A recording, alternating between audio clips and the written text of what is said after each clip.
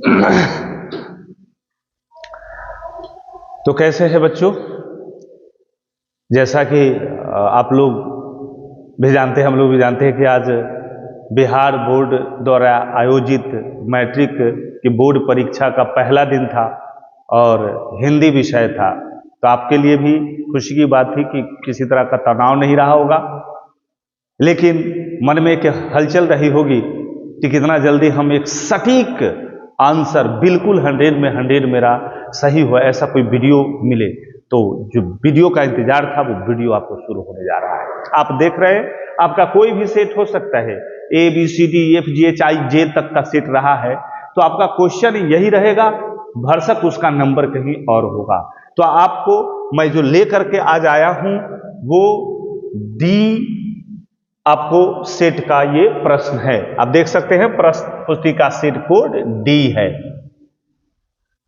देख रहे हैं, माध्यमिक स्कूल परीक्षा 2025 मातृभाषा हिंदी, मतलब ये हिंदी भाषी छात्र के लिए है।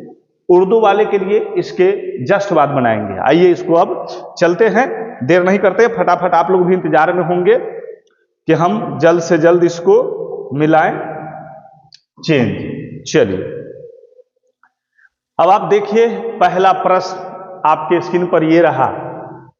कहता है कि नौकर की कमीज किसकी रचना है? नौकर की कमीज किसकी रचना है? आ गया। तो इसका सही जवाब होगा option number D, Vinod Kumar Shukla का। दूसरा क्वेश्चन है, आविन्यों में साथ रहकर लगभग 30 संयुक्त कविताएं किसने लिखी थी? इसका ऑप्शन भी डी ही सही होगा, आंद्रे बेता, रेने शॉ और पाल एलुआ। चलते हैं अगले प्रश्न की तरफ। तीसरा प्रश्न आपके स्क्रीन पर है, पंडित बिरजू महाराज ने गंडा किससे बंधवाया था? तो इस प्रश्न का सही जवाब, एक बच्चे का चूंकि मैंने लिया है तो उसका ये जवाब बिल्कुल सही है, बाबूजी से। क्वेश्चन नंबर 4 है, परंपरा का मूल्यांकन शीर्षक पाठ के लेखक कौन है? तो ये भी बिल्कुल सही जवाब है, जिस बच्चा ने भी बनाया है, रामविलास शर्मा। और क्वेश्चन नंबर 5 है, बहादुर कहां से भाग कर आया था? तो ऑप्शन ए दिख रहा है आप लोगों को, नेपाल, और यही सब सही जवाब है, नेपाल। अब चलते हैं क्वेश्चन नंबर 6 के तरफ। क्वेश्चन नंबर 6 आपके स्क्रीन पर ये रहा। क्वेश्चन नंबर 6, बादशाह अकबर ने जो सिक्का चलाया था उस पर किनकी आकृति अंकित है? तो जो बच्चा बनाया है बिल्कुल सही बनाया है, राम और सीता की। क्वेश्चन नंबर 7, प्राणी शास्त्रियों का ऐसा अनुमान है कि मनुष्य का अनावश्यक अंग उसी प्रकार झड़ जाएगा जिस प्रकार उसकी पूंछी झड़ गई थी। ये नाखून क्यों बढ़ते हैं? इस पाठ से लिया गया है। अब चलते हैं हम लोग अगले प्रश्न के तरफ। क्वेश्चन नंबर 8 है, मैक्स मूलर ने किस रचना का, ऊपर चला गया क्वेश्चन, थोड़ा नीचे करते हैं। मैक्स मूलर ने, क्वेश्चन नंबर 8 मैक्स मूलर ने किस रचना का जर्मन भाषा में पद्य अनुवाद किया था? तो इसका सही जवाब है मैक्स मूलर। क्वेश्चन नंबर 9 है, नलेन बिलोचन शर्मा के अनुसार महल और झोपड़ी वालों की लड़ाई में अक्सर कौन जीतता है? सही जवाब ऑप्शन ए होगा, महल वाले की जीत होती है। अब चलते हैं क्वेश्चन नंबर 10 के तरफ। क्वेश्चन नंबर 10 है, धरती कब तक घूमेगी शीर्षक पाठ की नायिका कौन है? तो सीता, ऑप्शन नंबर डी इस बिल्कुल सही जवाब है। क्वेश्चन नंबर 11 है, यह घर नवीन का है, यह जो है किस प्रकार के विशेषण का उदाहरण है? तो ये सार्वनामिक विशेषण का उदाहरण है, ऑप्शन नंबर बी इसका सही जवाब होगा। अब चलते हैं अगले क्वेश्चन की तरफ। क्वेश्चन नंबर 12 है, थान भर कपड़ा यह किस विशेषण का उदाहरण है? थान भर कपड़ा किस विशेषण का उदाहरण है? तो इससे आपको मात्रा का बोध होता है, यानी परिमाण का बोध होता है। तो ये ऑप्शन सी इसका सही जवाब होगा। क्वेश्चन नंबर 13 है, शाश्वत खाता होगा किस वर्तमान काल का उदाहरण है? तो आप देख रहे हैं कि खाता होगा ये कंफर्म नहीं है, डाउट्स है, यानी संदिग्ध वर्तमान काल। ऑप्शन नंबर सी इसका सही जवाब होगा। अब चलेंगे क्वेश्चन नंबर 14 की तरफ। प्रश्न है, निम्न में से कौन अकर्मक क्रिया का उदाहरण है? तो आप देख रहे हैं कि मनीष बिस्कुट खाता है, इसमें बिस्कुट कर्म है, इसलिए ये सकर्मक क्रिया हो जाएगा। लेकिन प्रेमा सोती है, तो प्रेमा करता है और सोना क्रिया है, यहाँ कर्म गायब है, और जिसमें कर्म नहीं रहता वही अकर्मक क्रिया होता है। और आपसे ही पूछ रहा था कि अकर्मक क्रिया कौन है? तो इसका सही जवाब ऑप्शन बी प्रेमा सोती है। क्वेश्चन नंबर 15, खरगोश बिल से बाहर निकला। ध्यान रखिएगा, खरगोश कहां से? बिल से बाहर निकला है, तो बिल अलग है और खरगोश अलग चला गया निकलकर, मतलब बिल और खरगोश का संबंध टूट गया। और जब संबंध टूटता है तो वहां पर से का संबंध विच्छेद होता है, अलगाव होता है, तो से जो होता है वो अपादान कारक का चिन्ह होता है। ऑप्शन डी इसका सही जवाब होगा। अब चलते हैं क्वेश्चन नंबर 16, जिस छंद में 4 चरण, जिस छंद में 4 चरण और प्रत्येक चरण में 16-16 मात्राएं होती है उसे चौपाई कहते हैं। ऑप्शन नंबर सी इसका सही जवाब होगा। क्वेश्चन नंबर 17 है, जहां वर्णों की एक या अनेक बार आवृत्ति हो वह कौन सा अलंकार होता है? वो अनुप्रास होता है। क्वेश्चन नंबर 18 की तरफ चलेंगे। क्वेश्चन नंबर 18 कहता है, कल के ही शाम वाले क्लास में ये आपको मिला था, किसे हम वर्गीय व्यंजन भी कहते हैं। तो आपके सामने है ये प्रश्न, उसी को कवर्ग, चवर्ग, टवर्ग, तवर्ग, पवर्ग, रात वाले वीडियो से लगभग 20 प्रश्न आया है। तो किसे हम वर्गीय व्यंजन कहते हैं? तो स्पर्श व्यंजन को ही, क्योंकि कवर्ग, चवर्ग, टवर्ग, तवर्ग, पवर्ग 50-25 को इसमें आता है। अब प्रश्न है, निम्न में क्वेश्चन नंबर 19, ये आपको बता दें कि सेट डी वाले जिन लोगों का भी क्वेश्चन नंबर डी है उससे मैं मिला रहा हूं। आप लोग अपना जिस सेट में होगा ये क्वेश्चन देख करके अपना आंसर मिलाइएगा। ये आज की जो हिंदी की परीक्षा हुई है बिहार बोर्ड की, उसी का सेट डी का ये प्रश्न है। निम्न में कौन अल्प प्राण व्यंजन है? तो ऑप्शन बी ब जो है अल्प प्राण व्यंजन के अंतर्गत आता है। क्वेश्चन 20 है, निम्न में कौन महाप्राण व्यंजन है? तो ये ऑप्शन सी ध, त, थ, द जो है वह महाप्राण व्यंजन का उदाहरण है। चलते हैं क्वेश्चन नंबर 21, जिसे नहीं जीता जा सके, अनेक शब्दों के एक शब्द है। अनेक शब्दों के एक शब्द से यह प्रश्न है, जिसे नहीं जीता जा सके उसे क्या कहते हैं? जिसको आप जीत नहीं सकते, अजेय। जे माने जिसे जीता जा सके, अजेय माने जिसे नहीं जीता जा सके। ऑप्शन बी सही जवाब होगा। और क्वेश्चन नंबर 22 है, जिसका तेज निकल गया हो, इस वाक्यखंड के लिए एक शब्द, अनेक शब्दों के एक शब्द से है, तेजस्वी उसे कहते हैं। क्वेश्चन नंबर 23 है, कायर शब्द का विलोम क्या होगा? कायर का मतलब होता है डरपोक, जो डर गया, उसका उल्टा होगा निडर। Option number A. तो क्वेश्चन नंबर 24 के तरफ चलते हैं।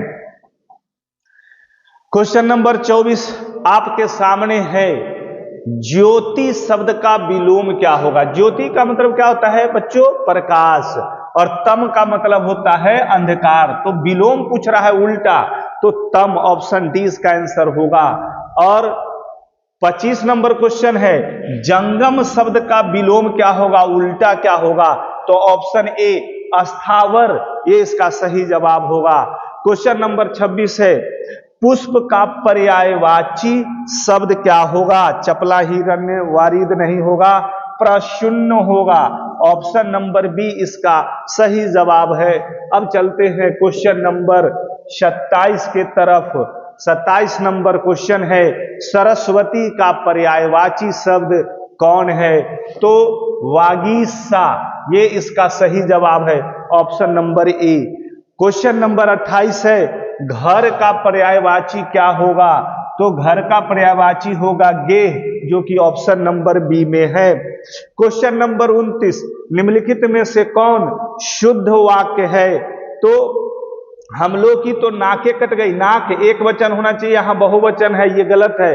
हम लोग को पुस्तक पढ़नी चाहिए, यहां पर है पढ़ना, ये भी गलत है। कोयला जलकर राख हो गया, ये बिल्कुल सही जवाब है, 29 का सी होगा। चलते हैं क्वेश्चन नंबर 30 के तरफ, क्योंकि आप लोग को आंसर का इंतजार है। निम्नलिखित में से शुद्ध शब्द कौन है? तो कृत्रिम गलत है, कृत्रिम में यहां ये र होता है, तो ये कृत्रिम, कृत्रिम आप लोग ऐसे लिखते हैं, इसलिए ये गलत है। सूरज में दुर्भुकार होगा, में हर्षुकार दे ले लो, एहो गलत है। धुआं में हर्षुकार होगा, दुर्भुकार, इसलिए भी गलत है। सही जवाब है वाहिनी, ऑप्शन डी। क्वेश्चन नंबर 31 है, सुमित्रानंदन पंत किस वाद के कवि है? जिन बच्चों ने भी ये जवाब मारा है बिल्कुल सही है, ऑप्शन ए, छायावाद के। क्वेश्चन नंबर 32 है, हिरोशिमा शीर्षक पाठ के रचनाकार? तो हीरानंद, सच्चिदानंद, वात्सायन, अज्ञ और अज्ञ, ऑप्शन सी में है। तो ये बिल्कुल सही जवाब है, जिन बच्चों ने भी ये मारा है। अब चलते हैं क्वेश्चन नंबर 33 के तरफ। निम्न में से कौन कवि आदिवासी लोक कविताओं के भी अनुवादक रहे हैं? तो ये है आपको ऑप्शन नंबर सी होगा इसका सही जवाब, बीरेन डंगवाल। क्वेश्चन नंबर 34 है, नेमत शब्द का अर्थ क्या होगा? तो इसका ईश्वर, अल्लाह की नेमत है, ईश्वर की देन, ऑप्शन सी सही जवाब होगा। क्वेश्चन नंबर 35 है, उदात्त शब्द का अर्थ क्या होगा? तो इसका सही जवाब होगा उन्नत, ऑप्शन बी।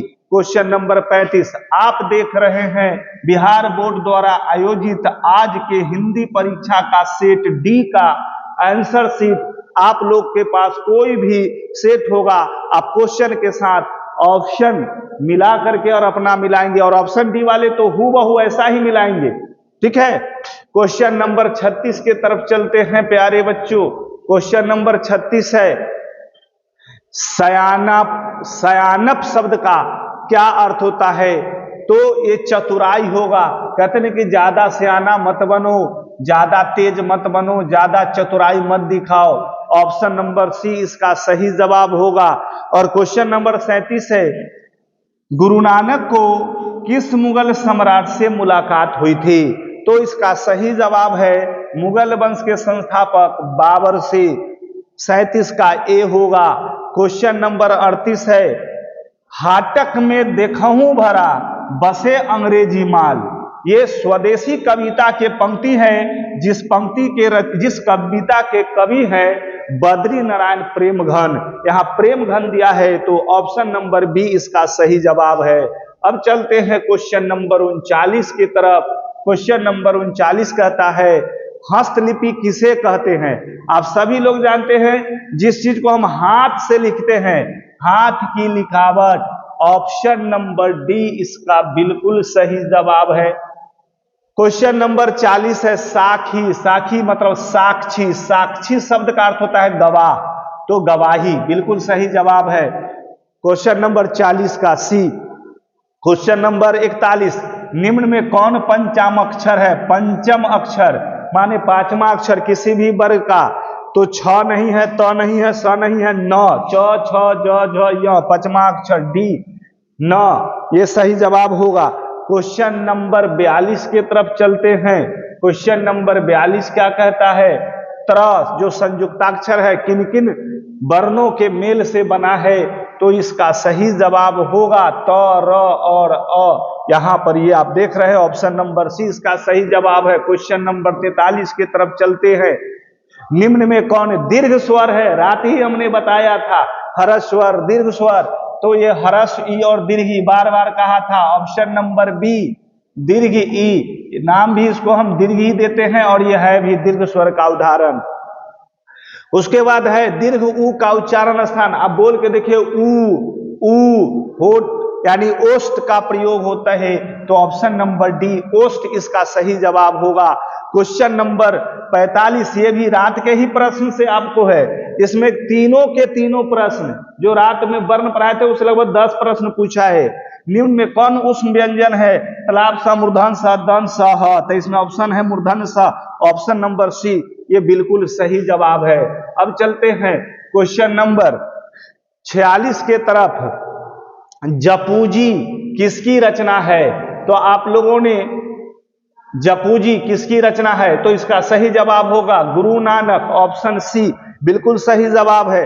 क्वेश्चन नंबर 47 है रसखान किस छंद में सिद्ध थे, माने किस छंद के कवि थे? तो ये चौपाई लिखने में या सवैया या घनाक्षरी या कवित्व, तो ये सवैया में। क्वेश्चन नंबर 47 का जवाब है सवैया, ऑप्शन नंबर ए। चलते हैं अब क्वेश्चन नंबर 48 के तरफ। क्वेश्चन है किसने जीर्ण जनपद नामक एक काव्य की रचना की थी? किसने जीर्ण जनपद काव्य की रचना की थी? ये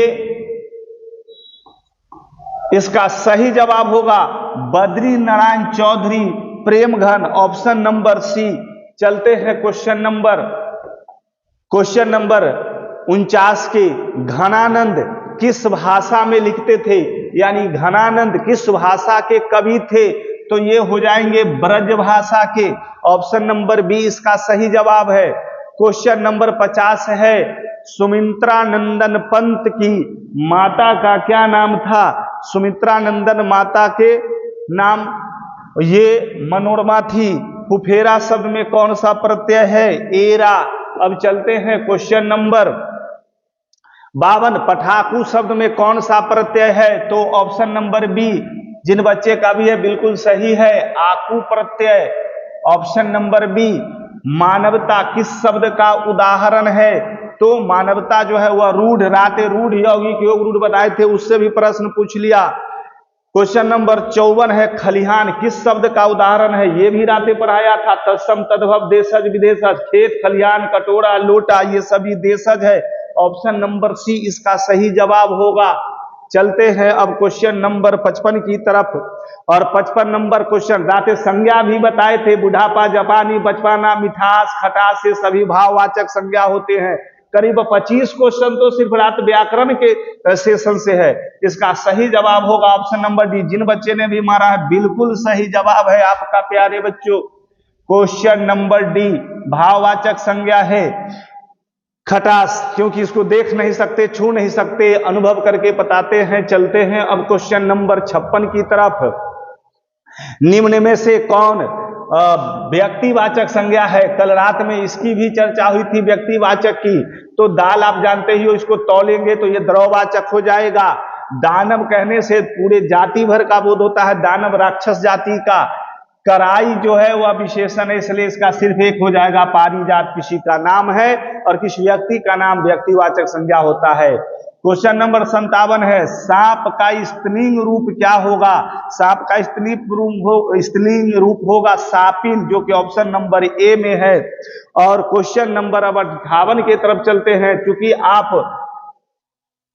को इंतजार है कि फटाफट हमारा कितना सही हुआ उसको देखे, इसलिए निम्न में कौन शब्द पुल्लिंग है?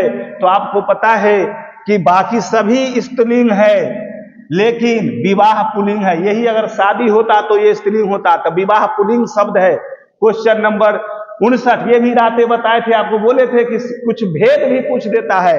हिंदी में कुल कितने सर्वनाम है? सर्वनाम के भेद पूछ दिया हमने। 6 सर्वनाम की चर्चा की थी, ऑप्शन नंबर बी 6 सर्वनाम के 6 भेद होते हैं। चलते हैं अब क्वेश्चन नंबर 60 की तरफ चलते हैं। क्वेश्चन नंबर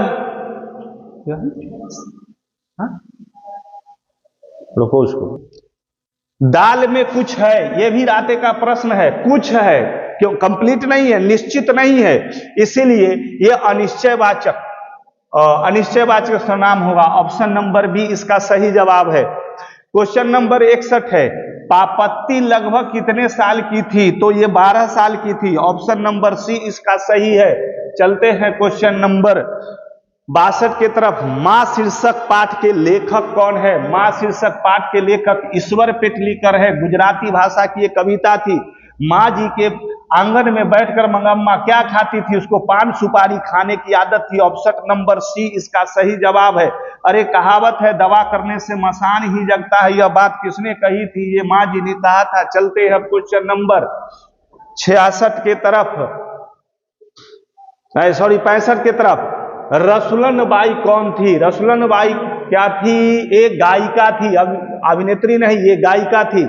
क्वेश्चन नंबर 66 है, यतीन्द्र मिश्र ने गीतकार गुलजार की कविताओं का संपादन किस नाम से किया था?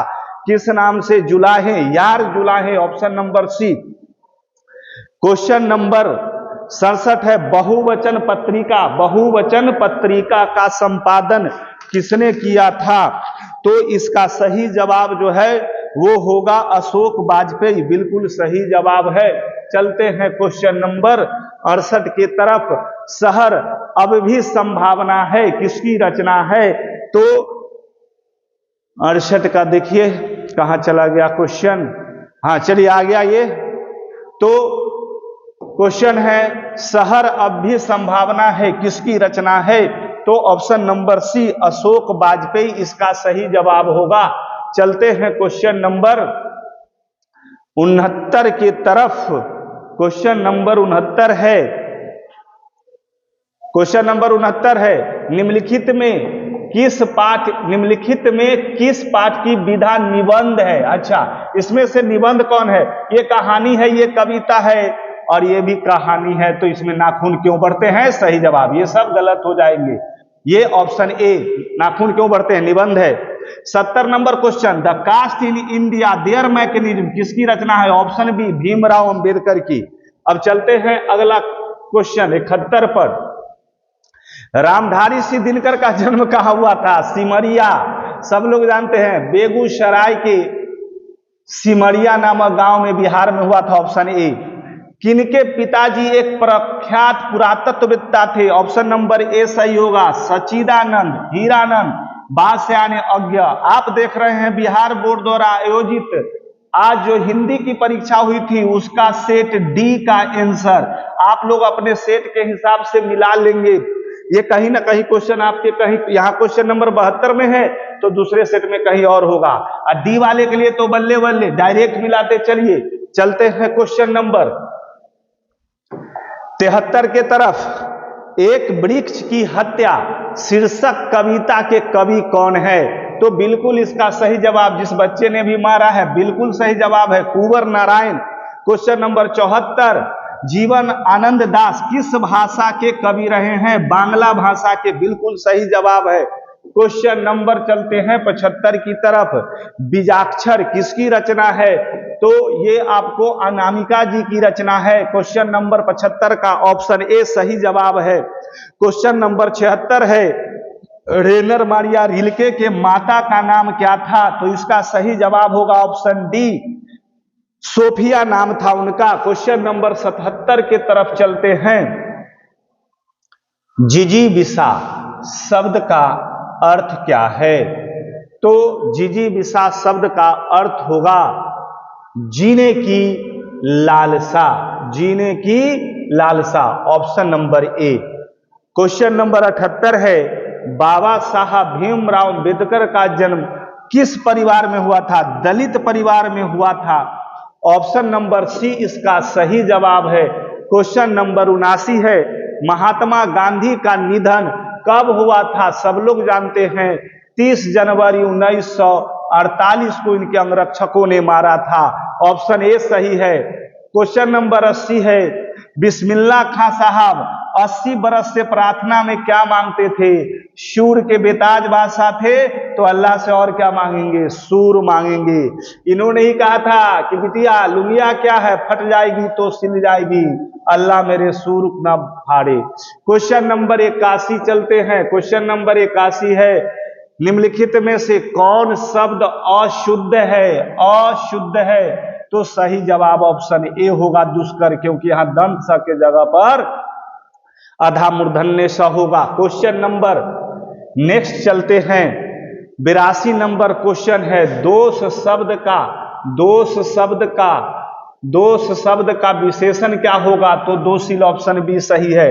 83 नंबर क्वेश्चन, ने शब्द का विशेषण क्या है, तो स्नेही होता है, यहाँ नेही दिया है, ऑप्शन नंबर सी सही जवाब है। क्वेश्चन नंबर 84 है, तामस शब्द का पर्यायवाची क्या होगा, तो तामसिक, ऑप्शन नंबर डी इसका सही जवाब है। क्वेश्चन नंबर 85, मेरी बहन स्वाति अपनी सहेली के घर गई है, तो मेरी बहन स्वाति एक वो करता है, अपने सहेली के घर गई है, एक क्रिया है। जब एक कर्ता और एक क्रिया हो तो उसको सरल वाक्य कहते हैं। रात ही बताया था, उसमें से आ गया लगभग 20 से 25 प्रश्न, ऑप्शन ए सही जवाब है। क्वेश्चन नंबर 86 के तरफ चलते हैं। क्वेश्चन नंबर 86 कहता है, निम्न में कौन कर्म वाच्य का उदाहरण है। तो आप देखिए कि इन वाक्यों में कहां कर्म का प्रयोग हुआ है, कर्म वाच्य का उदाहरण है। रवि विद्यालय जाता है, ये आप देखिए कि इसमें थकान के मारे चला नहीं जाता, ये नहीं होगा। मेरी बातों पर ध्यान दे, ये भी नहीं होगा। और यहाँ क्या है कि संगीता द्वारा रोटी पकाई गई और रवि विद्यालय जाता है, तो ये खुद काम नहीं की है, इसीलिए ये भी सही नहीं होगा। सही जवाब ये होगा, ये रवि विद्यालय जाता है। क्वेश्चन नंबर 87 है, पर्याप्त शब्द में कौन सा उपसर्ग है। उपसर्ग प्रत्यय भी राते बताए थे, तो ये हो जाएगा परि जोर आप्त बराबर है पर्याप्त, बिल्कुल सही है, ऑप्शन नंबर ए इसका सही जवाब होगा। चलते हैं क्वेश्चन नंबर 88 के तरफ से। इसमें भी उपसर्ग पूछा है कि आघात शब्द में कौन सा उपसर्ग लगा है। हमने आपको बताया था राते उपसर्ग कि कुछ ना समझ में आए तो उपसर्ग के लिए जब पूछे तो शुरू के वर्ड को हटा दो। आ हटा देते हैं तो घात का मतलब समझ में करते हैं, ठीक है। तो आघात में अ नहीं आ, जिन बच्चों ने भी बी ऑप्शन लगाया है बिल्कुल सही है। क्वेश्चन नंबर 90 के तरफ चलते हैं। क्वेश्चन नंबर 90 आपका कहता है, ये भी उपसर्ग से है, कुपात्र शब्द में कौन सा उपसर्ग लगा है। कुपात्र, पात्र माने बर्तन, कुपात्र माने जो जिसमें पात्रता नहीं हो, तो कुपसर्ग लगा है, ऑप्शन डी। चूंकि विश्लेषण करने का वक्त नहीं है, क्योंकि आपके पास वक्त नहीं है, मेरे पास तो पूरा ही वक्त है, लेकिन आप सोच रहे होंगे कि कितना जल्दी सारा आंसर हमारे पास आए। इसलिए पुनः बता दूं कि आज जो बिहार बोर्ड द्वारा आयोजित हिंदी की परीक्षा थी, उसका ये सेट डी है। सेट डी वाले हूबहू मिला लेंगे, लेकिन बाकी सेट वाले अपना क्वेश्चन नंबर और आंसर के साथ मिलाएंगे। ऑप्शन डी वाले मारते जाइए धराधर। 91 नंबर क्वेश्चन है, निम्नलिखित में कौन विसर्ग संधि का उदाहरण है। तो मनोयोग, क्योंकि इसका संधि विच्छेद होगा। मनः जोड़ योग बराबर मनोयोग। रात ही मैंने बताया था कि जब प्लस के पहले विसर्ग आए तो विसर्ग संधि, व्यंजन आए तो व्यंजन संधि, और दोनों तरफ प्लस स्वर आए तो स्वर संधि। ऑप्शन सी मनोयोग विसर्ग संधि का उदाहरण है। क्वेश्चन नंबर 92 है, उपजोर इच्छा पदों की संधि। राते संधि और समास ही बताए थे। उप और इच्छा को जोड़ेंगे तो होगा उपेक्षा, और उपेक्षा जो है सो हमारा ऑप्शन नंबर ए में है, सॉरी ये अपेक्षा है। उपेक्षा जो है ऑप्शन नंबर बी में है। बच्चों का सही है जिन्होंने भी ये मारा है। चलते हैं क्वेश्चन नंबर 93 का। नारायण शब्द का संधि विच्छेद करे तो इसका सही जवाब होगा नारा जो रायन बराबर है नारायण। ये आपको स्वर संधि का उदाहरण है। क्वेश्चन नंबर 94 है, तद्धित शब्द का संधि विच्छेद क्या होगा। तो तीसरा अक्षर प्रथमाक्षर में बदलता है, ये बिल्कुल सही है। तत् जोड़ हित बराबर है तद्धित। क्वेश्चन नंबर 94 का ऑप्शन ए सही जवाब है। और अब चलते हैं क्वेश्चन नंबर 95 के तरफ। रात समास विग्रह करना भी बताए थे और करके भी बताए थे। राह खर्च शब्द का समास विग्रह क्या होगा। राह खर्च किसको कहते हैं। आप लोग भी गए होंगे परीक्षा देने, तो माए बाप जो है रास्ता का खर्चा दिए होंगे कि जाओ, तो राह के लिए जो खर्च, रास्ता में खर्चा करने के लिए जो दिया जाता है उसी को राह खर्च कहते हैं। ऑप्शन बी सही है। क्वेश्चन नंबर 96 है, शरणागत शब्द में कौन सा समास है। शरणागत का जब समास विग्रह करेंगे तो होगा शरण में आया हुआ। और चूंकि में आ गया और में जो है वो अधिकरण कारक का चिन्ह है, इसलिए ये तत्पुरुष समास तो होगा ही, लेकिन तत्पुरुष का भेद पूछ दिया तो ये अधिकरण तत्पुरुष समास होगा, क्योंकि शरणागत शरण में आया हुआ, में चिन्ह आ गया, में अधिकरण कारक का चिन्ह होता है, ये कारक भी रात बताए थे। और चलते हैं क्वेश्चन नंबर 97 के तरफ। समक्ष शब्द में, समक्ष शब्द किस समास का उदाहरण है? तो आपको बता दें, अक्ष, अक्ष का मतलब होता है धुरी, इसके शुरू में अगर हम सम उपसर्ग लगा देंगे जिसको अव्यय भी कहते हैं तो हो जाएगा समक्ष। और जब किसी शब्द के पहले अव्यय लगा हो तो अव्ययी भाव समास होता है। रात ही बताए थे कि अव्यय ना समझ में आए तो उपसर्ग पहचान लेना है, तो ऑप्शन नंबर डी इसका सही जवाब है। और अब चलते हैं क्वेश्चन नंबर 98 का। दोपहर शब्द किस समास का उदाहरण है? और ये जो बचवा मार दिया है यही एगो गलती कर लिया है, ये बिल्कुल गलत जवाब है। बहुब्रीहि समास नहीं होगा, क्योंकि दोपहर घर में भी सुनते हुए कहते हुए रे दोपहर हो गई है। दोपहर का मतलब दोपहर, पहर माने समय होता है, तो दोपहर माने दूसरा समय, दो आ गया। आप लोग को बताए भी थे कि शुरू में संख्यावाचक अगर विशेषण हो तो वो द्विगु समास होता है। ऑप्शन नंबर डी सही होगा। चलते हैं अब लास्ट दो प्रश्न आपके आज के प्रश्न का। क्वेश्चन नंबर 99 मुहावरा है, बड़ा ही प्रसिद्ध मुहावरा है प्यारे बच्चों, बहुत ही प्रसिद्ध मुहावरा है। एक हाथी गर्दन पर सवार है, हटो ना, तो गर्दन पर सवार होना मुहावरे का अर्थ क्या होगा? तो बिल्कुल ये बच्चा का सही जवाब है ऑप्शन नंबर बी, पीछा न छोड़ना। और आज का आखिरी सवाल, और आप लोग मिला करके कमेंट में जरूर लिखिएगा अपना नाम और अपना मार्क्स कि कितना है आपको, ठीक है? हमारी तरफ से कल के लिए ढेर सारी बधाइयां और शुभकामनाएं कि कल मैथ है और मैथ में भी आप लोग आज हिंदी की तरह ही तहलका मचा के आएंगे। क्वेश्चन नंबर 100 चलते हैं। क्वेश्चन नंबर 100 है होनहार बीरवान। ये लोकोक्ति है प्यारे बच्चों, पिछला मुहावरा था और ये लोकोक्ति है। 100वां नंबर क्वेश्चन, होनहार बीरवान के होत चिकने पात, इस लोकोक्ति का अर्थ क्या होता है? कहते कि जो होनहार बच्चा होता है ना उसमें बचपन से ही अच्छे लक्षण दिखने लगते हैं। और देखिए इसमें कहीं ऑप्शन है सी, होनहार के लक्षण पहले से ही दिखाई पड़ने लगते हैं, इसी को कहते हैं होनहार बीरवान के होत चिकने पात। तो आज का ये सेशन आप लोग के लिए हम लेकर के आए थे, अभी खाना भी नहीं खाए। सबसे पहले कि आप लोग इंतजार में होंगे कि सबसे सटीक और 100% सही आंसर शीट कहां मिलेगा? तो मिलेगा दीप बिहार के यूट्यूब चैनल पर जाइए और दोस्तों को भी, खुद भी मिलाइए, दोस्तों को भी शेयर करने कीजिए ताकि वो भी मिलाए और एक सटीक विश्लेषण प्राप्त हो। मिलते हैं फिर शाम में मैथ का एक मैराथन क्लास लेकर, तब तक के लिए आप सभी को धन्यवाद।